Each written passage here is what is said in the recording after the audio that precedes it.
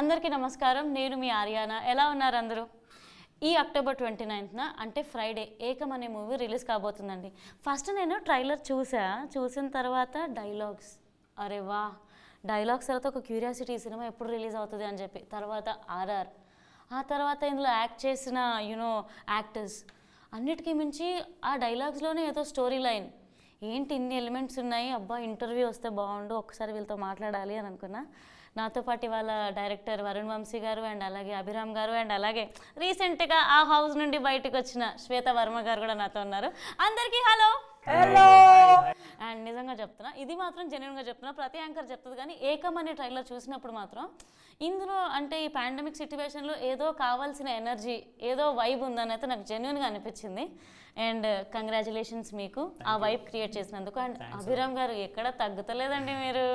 Dialogue ఏంటండి, dialogue చాలా బాగా చెప్పారు. నాకు ఆ లాంగ్వేజ్ నాకు అర్థం కాలేదు కానీ డెప్త్ మాత్రం అర్థమైంది. అంతా మా డైరెక్టర్ గారి చలవ.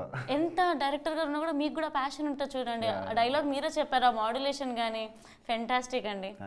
అండ్ ఏంటి నిర్వహణ, ఎలా ఉన్నావు? శ్వేత వర్మలా ఉన్నావా లేకపోతే నిర్వహణలా ఉన్నావా? ఫైరా? అమ్మో బాబోయ్, నాకు శ్వేత అంటే భయం వేస్తుంది. Set so amazing. కంగ్రాచులేషన్స్. ఎందుకంటే అక్కడ నుండి రాగానే you're like back to work again. This is called life man. వచ్చేయాలి, మళ్ళీ సెట్ చేసేసుకోవాలి, వచ్చేయాలి, మనమే ఇచ్చి పడేసుకోవాలి, అంతే, తప్పదు. We're in that world. And ఏంటి డైరెక్టర్ గారు ఇంత తక్కువ మాట్లాడుతున్నారు? అంత సినిమా తీసాకే సినిమాలోనే చూపిస్తారా? అంటే ఇక్కడ ఇద్దరు పెద్ద మనుషులు ఉన్నారు, వాళ్ళు మాట్లాడేది. ఓ నాకు అర్థమైంది, వయసులోనేగా. నాకు వీళ్ళతో చనువు ఉందండి, అందుకే ఇలా మాట్లాడుతున్నాను నేను, నన్ను ఎవరు తిట్టుకోవద్దు.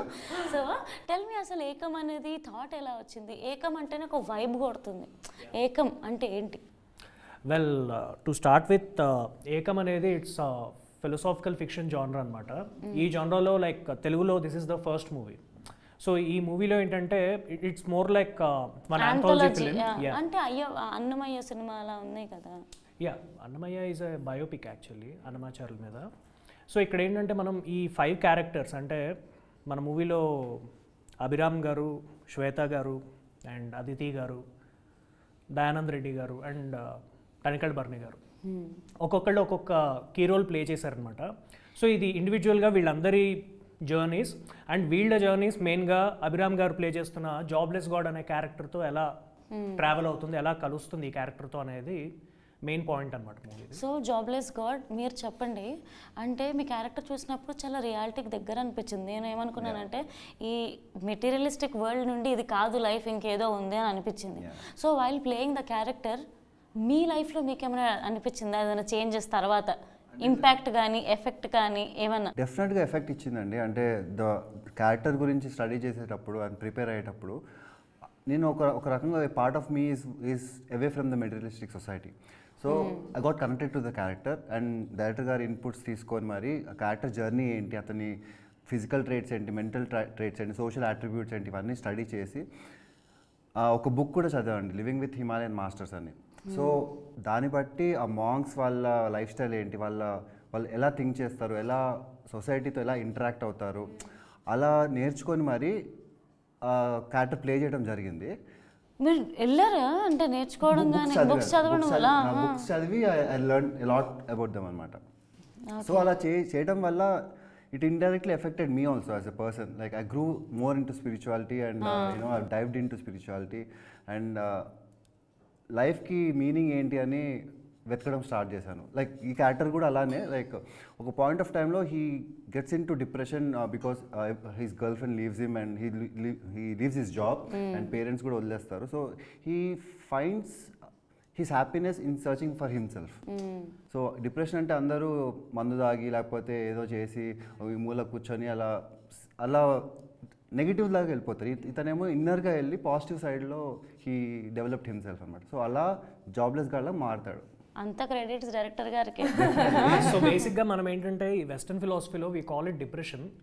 మనకి ఇండియాలో ఏంటంటే అంటే మన పెద్దవాళ్ళు వీళ్ళందరూ చెప్తూ ఉంటారు, టూ మచ్ ఆఫ్ పెయిన్ తీసుకుంటే డిప్రెషన్ అనేది ఒక పాయింట్, ఆ డిప్రెషన్ దాటాక వైరాగ్యం అనే ఫేజ్ ఒకటి వస్తుంది అనమాట. ఈ వైరాగ్యం ఏంటంటే దాన్ని ప్రాపర్గా ఎక్స్పీరియన్స్ అయితే that will lead you to spiritual inclination.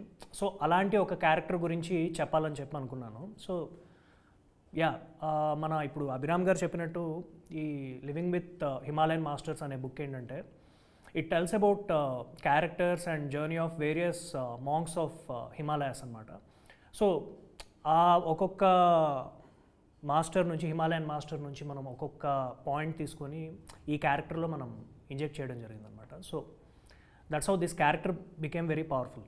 So పంచభూతాల గురించి మేము తెలుసుకోబోతున్నాం. అసలు ఈ ఎలిమెంట్స్ ఎలా స్టార్ట్ అయ్యాయి అండ్ శ్వేత గారికి ఫైర్ ఇవ్వడానికి కారణం ఏంటి? అగ్ని. సో ఫస్ట్ ఇది స్క్రిప్ట్ వర్క్ స్టార్ట్ చేసి ఒక్కొక్క క్యారెక్టరైజేషన్ రాస్తున్నప్పుడు ప్రతి క్యారెక్టర్లో ఏంటంటే ఒక పెయిన్ అనేది ఉంటుందన్నమాట. సో ఇప్పుడు మనం 5 ఎలిమెంట్స్ గురించి చెప్తున్నాము. సో ఈ 5 ఎలిమెంట్స్ రిలేటెడ్గా ఉన్న ఒక్కొక్క క్యారెక్టర్ పెయిన్ ఒక్కొక్క ఆస్పెక్ట్ ఆఫ్ లైఫ్కి సంబంధించింది.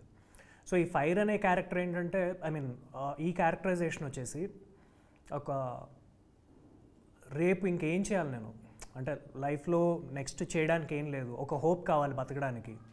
సో హోప్ అనేది కంప్లీట్లీ లాస్ అయిపోయినప్పుడు కొంచెం ఒక చిన్న దీపం వెలిగితే ఒక దారి కనిపిస్తుంది, ఆ దారిలో మనం ముందుకు వెళ్దామనే హోప్ గురించి వెయిట్ చేస్తూ ఉంటుందన్నమాట. సో అలాంటి ఒక హోప్ దొరికినప్పుడు ఆ క్యారెక్టర్ ఎలా జ్వలిస్తుంది.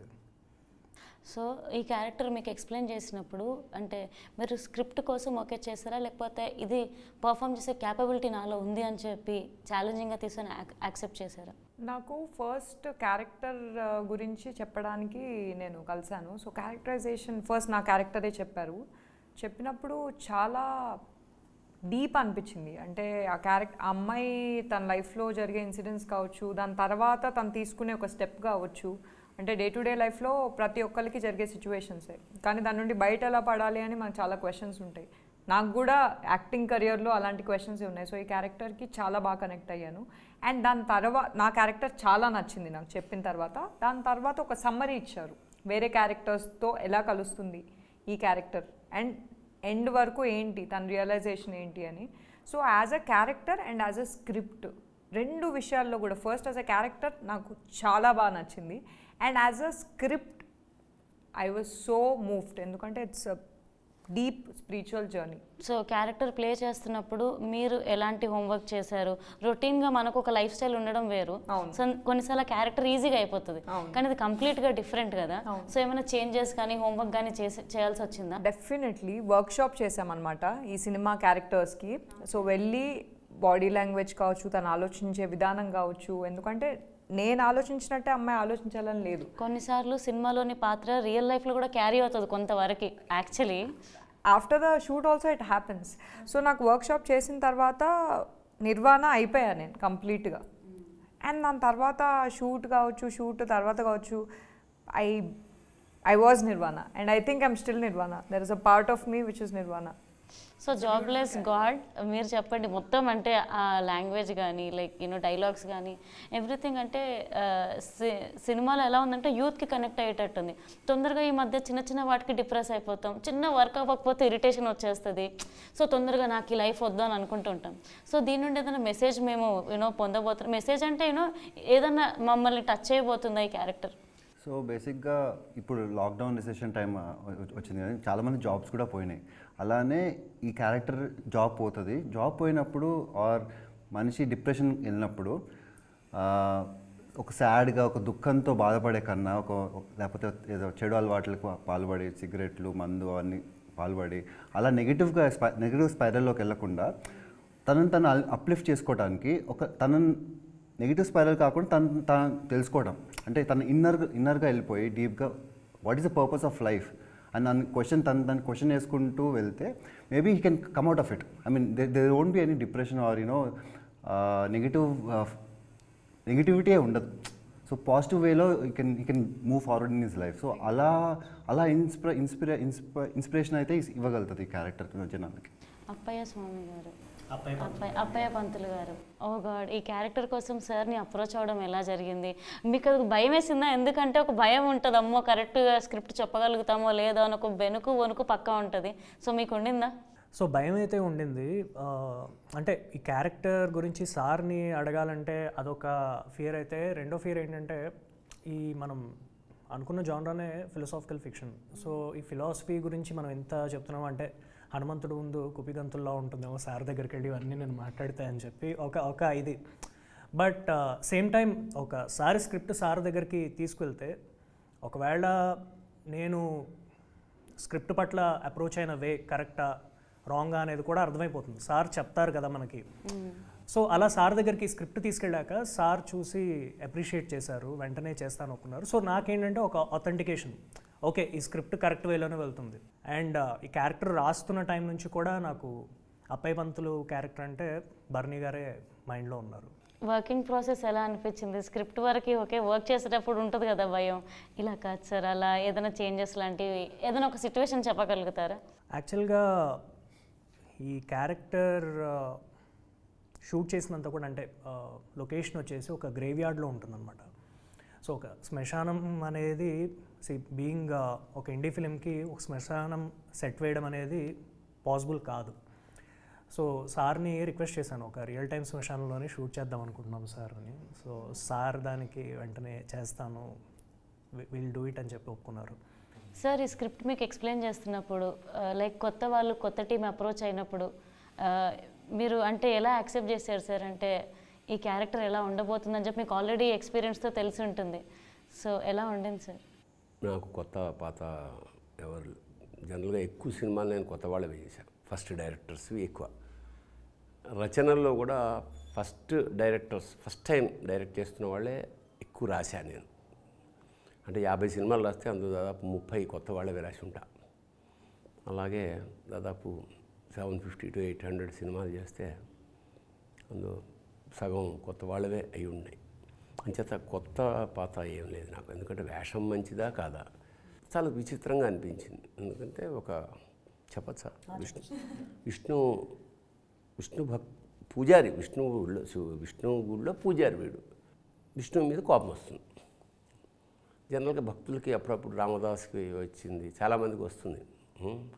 సరిగ్గా టైంకి ఇప్పుడు మనకు కూడా వస్తుంది. ఎప్పుడైనా మనం అనుకున్న పని చేయకపోతే ఇప్పటిదాకా నిన్ను నమ్మను నేను, మనకు అవకాశం ఉంది, ఇంకో దేవుడికి షిఫ్ట్ అవుతాం, లేదా అసలు వద్దు. అట్లాగా వీడికి కోపం వచ్చి వీడికి ఉద్యోగం తీసేస్తాడు. అది ఆల్రెడీ ట్రైలర్లో ఉంది కాబట్టి. సో ఉద్యోగం నన్ను తీసేస్తామని అతన్ని టోటల్గా విష్ణువునే ఉద్యోగంలో తీసేస్తాడు వీడు. ఆ విగ్రహం ఎత్తుకు పారిపోతాడు. ఆ పారిపోవడం శ్మశానానికి వెళ్తాడు. అది శ్మశానం అనేది ఏమిటి?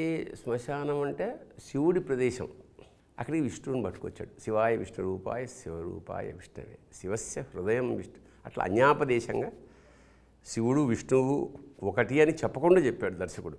నేను అప్పుడే అనుకున్నా, ఏమిటి చిన్న కుర్రాడు హై ఫిలాసఫీ, పైగా రేపు అఫ్కోర్స్ ఇందులో అండర్ కరెంట్గా బ్రహ్మాండమైన డ్రామా ఉంది.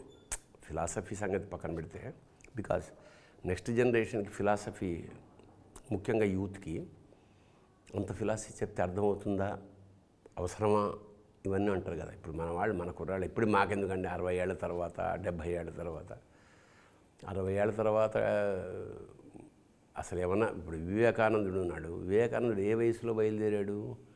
సో నిజంగా ఏమన్నా చేయదలుచుకుంటే, ఫిలాసఫీ అర్థం చేయదలుచుకుంటే ఎంత చిన్న ఏజ్లో తెలుసుకుంటే అంత ఎఫెక్ట్. చాలామంది సన్యాసం అంటే అన్నీ వదిలేసేసి అట్లా కాదు. Knowing philosophy is not that, becoming more active, more effective, more intellect, more industrious. అది యాక్చువల్గా ఫిలాసఫీ అంటే జీవన సత్యం, తత్వం అంటే జీవన తత్వం ఏమిటి? Live and let live. నువ్వు బతుకు, సుఖంగా బతుకు, ఆనందంగా బతుకు. మిగతా వాళ్ళని అంటే మనుషులు కాదు, మిగతా ప్రాణుల్ని కూడా బతకని, సుఖంగా బతకని. ఆ సుఖంగా బతకాన్ని ఇవ్వకపోవడం వల్ల వచ్చినదే కరోనా. అంటే ఒక కుర్రాడు తీయాల్సిన సినిమా అయితే కాదు. అంటే నా దృష్టిలో కొంచెం బాగా ముదిరిన వాళ్ళు తీసే సినిమా. పైగా ఫస్ట్ సినిమా నీకు, ఫస్ట్ మూవీయే కొంచెం స్ట్రాంగ్గా. కాకపోతే ఇతనికి ఒక ఛాయిస్ ఉందంటే ఇది 5 కూడా ఇప్పుడు మీరు చెప్పే ప్రకారం అన్నిట్లో కూడా ఏదో ఒక ఇప్పుడు పృథివీ వ్యాపస్తేజో వాయు ఆకాశాత్ అంటున్నాడు. 5 ఎలిమెంట్స్, 5 తత్వాలకి 5 సింబాలికల్ లైఫ్స్ని చెప్తున్నాడు కదా.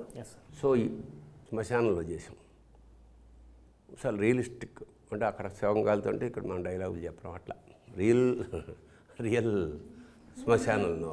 అంతేకాదు ఒరిజినల్ శ్మశానంలో అక్కడ జరుగుతుంటుంది కదా, ఏదో కార్యక్రమాలు అన్నీ జరుగుతుంటాయి, మనం షూటింగ్ చేసుకుంటాం. సినిమా వాళ్ళు అంతే కదా, మనం 5 స్టార్ హోటల్లో తింటాము, శ్మశానంలో కూడా తింటాము. దేస్ నో అది మందుకు వచ్చిన ఫిలసాఫికల్ లైఫ్ సినిమా వాళ్ళది కూడా చెప్పాలి.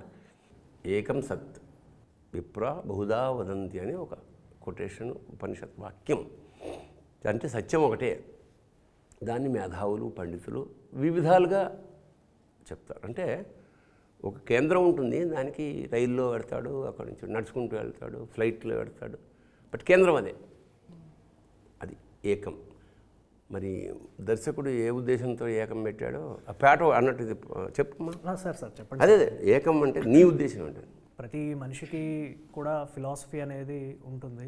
సో అంటే ఒక చిన్న రిక్షా నడుపుకునేవాడి దగ్గర నుంచి టు బిల్ గేట్స్ లేదా పెద్ద పెద్ద స్కాలర్స్, ప్రతి ఒక్కరికి ఒక ఫిలాసఫీ ఉంటుంది. సో నేను అనుకుంది ఏంటంటే ప్రతి మనిషి తన ఫిలాసఫీని ఫాలో అవుతూ ప్రపంచానికి ఏదో ఒకటి కాంట్రిబ్యూట్ చేస్తాడు, గుడ్ ఆర్ బ్యాడ్. సో యూనివర్స్కి ఒక ఫిలాసఫీ కూడా ఉంటుంది కదా. సో ఆ ఫిలాసఫీ బట్టే యూనివర్స్ కూడా it is contributing something to this world. ప్రతి మనిషికి ఫుడ్ దగ్గర నుంచి అన్నీ కాంట్రిబ్యూట్ చేస్తూ ఉంది. సో ఈ 5 క్యారెక్టర్స్ అంటే 5 ఎలిమెంట్స్ ఏంటంటే నేచర్ దగ్గర ఆర్ యూనివర్స్ దగ్గర ఉన్న 5 ఇన్స్ట్రుమెంట్స్, 5 ఎలిమెంట్స్ అనేవి. సో ఈ 5 ఇన్స్ట్రుమెంట్స్ని పెట్టి ఒక సృష్టి ఎలా నడుస్తుంది, బట్ ఆ 5 ఎలిమెంట్స్ని, ఆ 5 ఇన్స్ట్రుమెంట్స్ ఒకళ్ళ చేతిలోనే ఉంది, దట్ ఈజ్ యూనివర్స్. దానికి చాలా పేర్లు ఉన్నాయి. సో ఆ 5 ఎలిమెంట్స్ ఎవరైతే పట్టుకున్నారో దట్ ఈజ్ ఏకం. ఆ పట్టుకున్న వాళ్ళ పాయింట్ ఆఫ్ వ్యూలోంచి ప్రపంచం అంతా ఏకం. ఆ డైలాగు అంటే చూసినప్పుడు ట్రైలర్ చాలా ఇంపాక్ట్ క్రియేట్ చేసింది. దేవుడు నన్ను జాబ్లో నుండి తీసేశాడు, నేను దేవుడిని జాబ్లో నుండి గుడిలో నుండి కూడా తీసేసాను. ఒక పాయింట్కి నిజంగా కోపం వస్తుంది లైఫ్లో, ఒక ఆశ ఉంటుంది, అది అవ్వదు, ఒక అంబిషన్ ఉంటుంది, అది టైం పడుతుంది, ఆ ప్రాసెస్లో ఒక కోపం అనేది ఉంటుంది. అది చాలా జెన్యున్గా కనెక్ట్ అయింది సార్ చెప్పాలంటే. జనరల్గా ఏమిటంటే ప్రతి వాళ్ళకి దేవుడి మీద కోపం వచ్చిన సందర్భం ఉంటుంది. ఎందుకంటే ఎవరి మీద కోపం, తండ్రి మీద కోపం వస్తే కొడతాడు, తల్లి మీద అయితే తిడుతుంది, అన్న మీద అసలు పట్టించుకోడు. ప్రపంచం అంతే కదా. సో ఎవరిని తిట్టినా ఏమన్నవాడు ఎవడన్నా ఉంటే దేవుడు. సో అతని మీద అలుగుతారు సహజంగా. వాడు అప్పుడు నవ్వుతాడు, పొగిడినప్పుడు పెద్ద రియాక్షన్ ఏమి ఉండదు. నువ్వు ఫీల్ అవ్వాల్సిందే, నవ్వాడని చెప్పి ఏడ్చాడని చెప్పి కదా. సో దట్స్ అలాగా నేను తీసుకెళ్ళి గుళ్ళో తీసుకెళ్ళి శ్మశానంలో పెట్టిన, అక్కడ ధూళి జనరల్గా శివుడు పూసుకోవాల్సింది విష్ణు పూయించాం. బస్ కపాలమాల అవన్నీ అంటే ఇప్పుడు వస్తున్న ఈ సినిమా ధోరణి కన్నా కొంచెం భిన్నమైన కథా చిత్రణ లేదా వాటెవర్. జనరల్గా ఇప్పుడు మన సినిమాలన్నీ బయట సొసైటీకి ఇవి బయటకు కాకుండా it's inward travel. This particular film నాకు తెలిసినంత వరకు ఇట్స్ ఎ ట్రావెల్, అదన్నమాట, అంతర్ముఖం. లోపలికి తీసుకెళ్ళే సినిమాలు తక్కువ ఉంటాయి. అది అంచేత కొత్త ఆలోచన ధోరణి, కొంత సాహసం. అందులో ఒక పాట సక్సెస్ చాలా, ఎక్కడి మానుష అన్నమయ్య కీర్తన సార్. ఆవిడ అమ్మాయి ఎవరు పాడింది? శక్తిశ్రీ గోపాలన్, మలయాళం. అసలు అదరగొడేసింది. అసలు ఏమిటి ఇందులో, ఇది మనం చేసిన సినిమాలో ఇంత మంచి పాట, పైగా అది కొంత భాగం నా మీద కూడా ఉంటుందేమో. మీ మీదే ఉంటుంది. అవును సార్. అది ఎవరో నాకు ఫార్వర్డ్ చేశారన్నమాట, అది ఇంత బాగా వచ్చిందని. రియల్గా ఆ గొంతులో మరి ఏదో ఒక అద్భుతం ఉంది.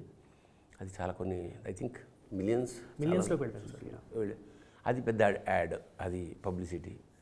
నేను ఒకటి పోస్టర్ చూసా, మీరు సార్తో లాస్ట్కి మరి క్లైమాక్స్లో ఎక్కడో సార్తో మీరు ఒక స్క్రీన్ స్పేస్ కనిపిస్తుంది. యాక్చువల్లీ అది సినిమాలో నా ఫస్ట్ సీన్ అండి, అంటే షూట్ డేస్లో ఫస్ట్ సీన్ అది సార్తోనే జరిగింది. విత్ బేర్ ఫుట్, ఏముండవు, బేర్ ఫుట్ ఉన్నారు. ఆ వైరాగ్యం లుక్లో వెళ్ళాను. సో సార్తో ఫస్ట్ టైం సీన్ చేస్తుంటే ఒక డైలాగ్ చెప్పాను, కాదు నువ్వు ఇలా చేయి, ఇలా ఒక 3 స్టెప్స్లో ఉంటుంది ఆ డైలాగ్. కాదు ఇలా చేయి, ఇలా దేవుడిని చూసుకుంటే ఇలా ఎక్స్ప్లెయిన్ చేయి, ఇలా డెలివర్ చేయని చెప్పారు. ఐ వాస్ బ్లోన్ అనమాట. అలా చాలా బాగా వచ్చింది అది అవుట్పుట్ చూసే. And I mean sir inputs చాలా ఇచ్చారు ఆ particular day, because I was very nervous first day. And at the same day ఏం చేయాలి, క్యారెక్టర్ ఎలా అని ఇంకా డైవ్ ఇన్ కాలేదు అప్పుడు. సో సార్ కిక్ స్టార్ట్ ఇచ్చారు ఆ క్యారెక్టర్కి. Thank you so much sir. And Shweta garu, మీరు అభిరామ్ గారితో స్క్రీన్ స్పేస్ కనిపిస్తుంది అండ్ యూనో ఏకం అనే దాని గురించి దాంట్లో లైఫ్ వస్తుంది అని చెప్తూ ఉంటారు. అండ్ లైఫ్ ప్రపంచంలో ఎన్ని ప్రాబ్లమ్స్ ఉన్నాయో తెలుసా నీకు అని చెప్పి నిలదీస్తూ ఉంటారు. సో ఆ టైంలో షేరింగ్ స్క్రీన్ విత్ అభిరామ్ గారు ఎలా ఉండింది? Like it was brilliant. ఎందుకంటే ఈ అమ్మాయి ప్రపంచాన్ని కాపాడాలనుకుంటుంది. సో తన పర్స్పెక్టివ్ ఎలా ఉంటుందంటే ఈ క్యారెక్టర్ని ఎప్పుడైతే కలుస్తుందో తినకు అసలు ఏ చీకు ఏ చింత ఏముండదు.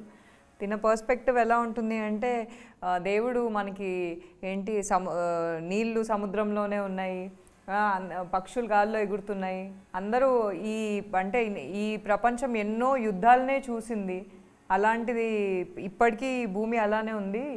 ఇప్పుడు సడన్గా నువ్వు అంత ఎందుకు ఫీల్ అవుతున్నావు, అంటే నువ్వు ప్రపంచాన్ని కాపాడాలనుకుంటున్నావా అని, అంటే నా క్యారెక్టర్ని ఆలోచింపజేసే క్యారెక్టర్ అభిరామ్ క్యారెక్టర్. సో ఆపలేవు. నేనేమో అసలు ప్రపంచం అది ఉంది ఇది ఉంది, నేను కాపాడాలి ప్రపంచంలో. ఏంటి ఒకవైపు ఇండస్ట్రీస్ కట్టేస్తున్నారు, ఏమంటారు మాల్స్ కట్టేస్తున్నారు, జనాలకి జాబ్స్ లేవు, ఇలా తిను ఆలోచిస్తూ ఉంటుంది. ఈయనేమో నువ్వు ఎందుకు అంత టెన్షన్ పడుతున్నావు, అంతా దేనికి ఎలా జరగాలో అలా జరుగుతుంది. సో నా క్యారెక్టర్కి తన క్యారెక్టర్కి అసలు కాంట్రాస్ట్ అనమాట. సో నేను ఎప్పుడైతే నాకు ఇంకొక పాయింట్ వచ్చేటప్పటికి లైక్ నా ఆన్సర్స్ అన్నీ తిన ద్వారానే వస్తాయేమో అన్న మోడ్లోకి వెళ్ళిపోతాను. అండ్ తిన ద్వారానే ఒక కైండ్ ఆఫ్ వేరే characters interaction or whatever through Abhiram's character నా క్యారెక్టర్కి ఒక రియలైజేషన్ వస్తుంది. అండ్ దివ్య డేవిడ్ క్యారెక్టర్స్ కూడా చాలా ఇంట్రెస్టింగ్గా కనిపిస్తున్నాయి. యాక్చువల్లీ ఈ అభిరామ్ క్యారెక్టర్ ఏంటంటే journey of A jobless God అనేది మన క్యాప్షన్ అన్నమాట మూవీకి. సో మిగతా క్యారెక్టర్స్ అన్నీ ఏంటంటే ఈ జాబ్లెస్ గాడ్ క్యారెక్టర్తో పాటుగా టచ్ అవుతూ వెళ్ళే క్యారెక్టర్స్ అనమాట. సో 2 క్యారెక్టర్స్ అంటే ఇప్పుడు శ్వేత గారి క్యారెక్టర్ అండ్ బర్నీ గారి క్యారెక్టర్ యాక్టివ్గా టచ్ అయ్యే క్యారెక్టర్స్ అనమాట. సో వాళ్ళు కూడా ప్యాసివ్గా టచ్ అవుతాయి. సో నేను అనుకున్న పాయింట్ కూడా అదే, అంటే ఇప్పుడు మనకి ఫర్ ఎగ్జాంపుల్ షిర్డీ సాయిబాబా లాంటి వాళ్ళు భూమి మీదకి వచ్చారు. సో యాక్టివ్గా ఆయన ఉన్న టైంలో ఆయన కాంటెంపరీగా చాలామంది ఆయన వల్ల బెనిఫిట్ పొందిన వాళ్ళు ఉన్నారు, బ్లెస్సింగ్స్ పొందిన వాళ్ళు ఉన్నారు. సేమ్ టైం ప్యాసివ్గా ఇట్స్ బీన్ ఆల్మోస్ట్ ఒక 100 years తర్వాత కూడా ఇంకా చాలామందికి మిరాకిల్స్ ఆర్ వర్కింగ్. సో ఆ పాయింట్లో చూసుకుంటే ఒక గాడ్ మ్యాన్ అనేవాడు భూమి మీదకి వస్తే యాక్టివ్గా అండ్ ప్యాసివ్గా కూడా తన వల్ల చాలా జీవితాలు ప్రభావం అవుతాయి అనేది పాయింట్ అనమాట. సో ఆ 2 క్యారెక్టర్స్ ఏంటంటే they are being passively influenced by this character. And frankly గారి మ్యూజిక్ మంచి అది ఇంపాక్ట్ క్రియేట్ చేసింది అనిపించింది నాకు. Music is like life. And favourite song ఏంటి మీ తెలుసుకోవచ్చా? నాకు అంటే first of all we started with శివుడి మీద ఒక పాట ఉంది, నీజాడేటో పరమశివ అనే పాట. అది నా ఫ్రెండ్ రఘు చతుర్వేదుల అని, తను హీజ్ మై చైల్డ్హుడ్ ఫ్రెండ్, తను రాసాడు ఆ పాట. సో ఫస్ట్ అసలు ఆ సాంగ్సే వద్దనుకున్నాం మూవీలో, అలాంటిది ఫస్ట్ ఆ సాంగ్ యాడ్ అయింది, అది నచ్చింది. తర్వాత ఎక్కడి మనుష్య జన్మం, అది చాలా పెద్ద సక్సెస్ఫుల్ సాంగ్ అయింది. సో సాంగ్స్ యాడ్ అవుతున్న కొద్దీ ప్రతి సాంగ్ కూడా ఫేవరెట్ సాంగ్స్ అయిపోయినాయి అన్ఎక్స్పెక్టెడ్. ఎలా ఉంది మీకు బెస్ట్ డైరెక్టర్ అవార్డు వచ్చింది అండ్ మీరు హాలీవుడ్లో కూడా వర్క్ చేస్తున్నారు. సో ఫస్ట్ మూవీ తెలుగులో రిలీజ్ అవ్వడం ఎగ్జైట్మెంట్తో కూడి you know how is that feeling? So యాక్చువల్గా అవార్డు అనేది అంటే టు బీ ఫ్రాంక్ పాండమిక్ వచ్చింది, ఏం చేయాలో తెలియదు, ఇంకా మూవీ మన చేతిలో ఉంది. అంటే ఓపెన్గా చెప్పాలంటే సరే ఫిల్మ్ ఫెస్టివల్స్కి పంపిద్దాము, లెట్స్ ట్రై అవర్ లక్ అనుకొని ఒక 4 ఫిల్మ్ ఫెస్టివల్స్కి పంపించాము. అందులో ఒక 3 ఫిల్మ్ ఫెస్టివల్స్లో మూవీ సెలెక్ట్ అయింది. 2 ఫిల్మ్ ఫెస్టివల్స్లో బెస్ట్ డైరెక్టర్, బెస్ట్ మూవీ వచ్చిందన్నమాట. Dream machine film festival Los Angeles, అది ఇంకోటి గ్లోబల్ ఇండియా ఇంటర్నేషనల్ అని పూణేలో జరిగింది. ఈ రెండిట్లో సెలెక్ట్ అయింది and best movie, best director awards వచ్చాయి. తెలియదు, good vibes actually. So and coming to cinematography, location ఏంటి అసలు సినిమాటోగ్రఫీ గారి గురించి?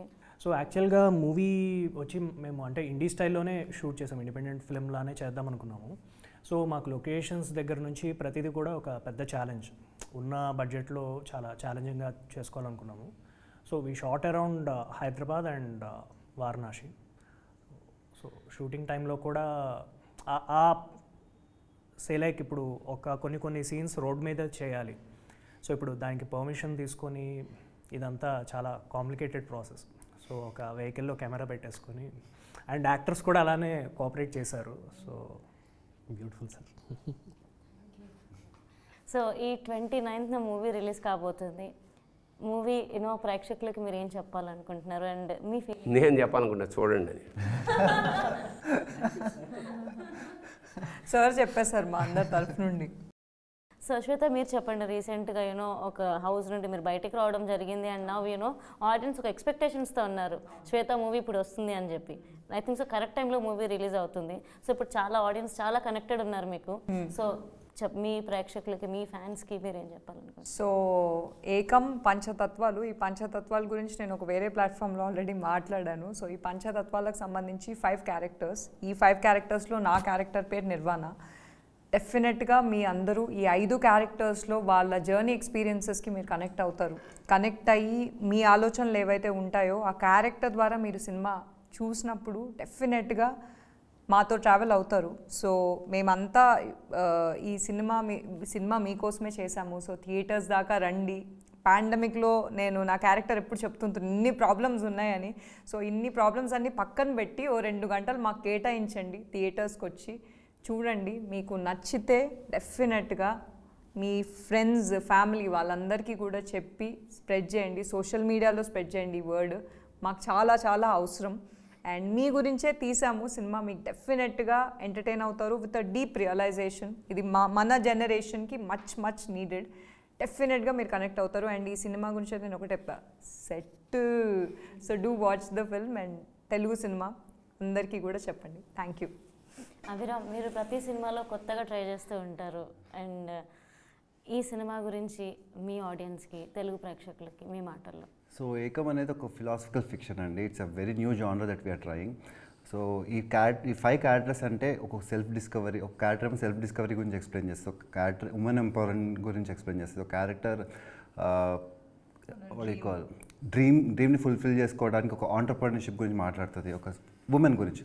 అండ్ ఒక క్యారెక్టర్ ఈవిల్ గుడ్గా ఎలా మారింది, ఒక మన ఇంట్లో ఉన్న నెగిటివ్ అంతా పాజిటివ్గా ఎలా మార్చుకోవచ్చు అలా కానీ. అండ్ ఇంకో క్యారెక్టర్ ఏమో గాడ్లీ ప్రెజెన్స్ ఉండి లైక్ అందరూ ఒకటే జీవితం, అందరు డెస్టినేషన్స్ ఒకటే, మన ట్రావెల్స్ అన్ని డిఫరెంట్ అయినా కానీ డెస్టినేషన్స్ ఒకటే. సో ఎన్ని కష్టాలు ఉన్నా సరే మా కష్టాలని ఎదుర్కొని ఎలా జీవించాలి అంటే I always believe that end of the tunnel there is always light. So ఆ లైట్ కోసం వెళ్ళడానికి మనం ఎన్ని డార్క్నెస్ని ఫేస్ చేసి మరీ క్రాస్ చేసి యూ రీచ్ యువర్ డెస్టినేషన్ అనేది point.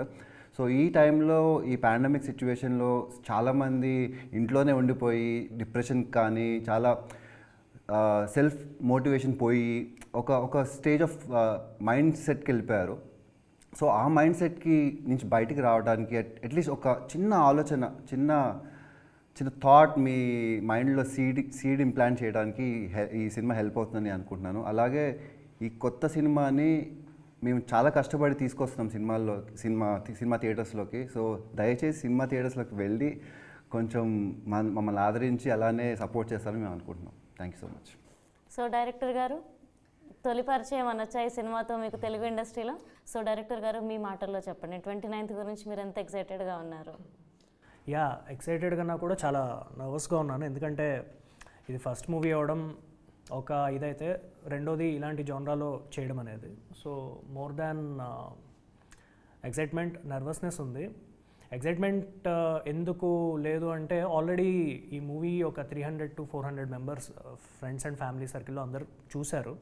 So everyone loved it. So ఒక పాయింట్ వరకు ఈ మూవీకి ఎలాంటి ఆడియన్స్ కనెక్ట్ అవుతారు అనేది కూడా ఒక చిన్న idea we're having. So based on that we're actually more than happy. ఈ మూవీ థియేటర్స్కి వస్తే it will do the rest, అంటే థియేటర్స్కి జనాల్ని ఖచ్చితంగా రప్పిస్తుందనే కాన్ఫిడెన్స్ ఉంది. So first movie, first directorial venture అనే నర్వస్నెస్ ఉంది అంతే. ఆల్ ది బెస్ట్ అండి. Thank you. And one question, అంటే I just want to ask 3 of them. So మీ ఫేవరెట్ ఫిలాసఫర్స్ ఎవరు అని?